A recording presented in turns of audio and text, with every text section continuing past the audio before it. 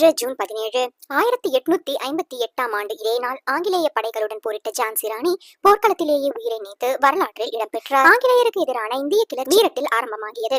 இக்களத்திற்கு ஜான்சி ராணி லட்சுமிபாய் உதவக்கூடும் என்ற ஐயத்தினால் ஜூன் 8 1857 சோக்கன் பாகில் ஆங்கிலேய கிழக்கிந்திய கம்பெனியின் தலைவர்களை கொன்றதாக ராணி லட்சுமிபாய் மீது குற்றம் சுமத்தி கிழக்கிந்திய கம்பெனி தங்களுடைய படையை ஜான்சியை கைப்பற்றுவதற்காக அனுப்பி வைத்தது. ராணி லட்சுமிபாய் தனது படைகளுடன் இணைந்து ஆங்கிலேயர்களுடன் கடுமையாக போர் புரிந்தார் என்றாலும் ஆங்கிலேயர்கள் ஜான்சி நகரத்தை கைப்பற்றினார்கள். ராணி லட்சுமிபாய் தனது மகனுடன் மதிலில் இருந்து பாய்ந்து தப்பித்தார். பின்னர் ராணி லட்சுமிபாய் கல்பி என்ற இடத்துக்கு சென்று தனது எஞ்சிய படைகளுடனும் தாந்தியா தோப்பேயின் படைகளுடனும் இணைந்து கொண்டார். ராணியும் தாந்தியா தோப்பேயும் குவாலியருக்கு சென்று குவாலியரின் மகாராஜா சயாசிராப் சிந்தியாவின் படையை தோற்கடித்தார்கள்.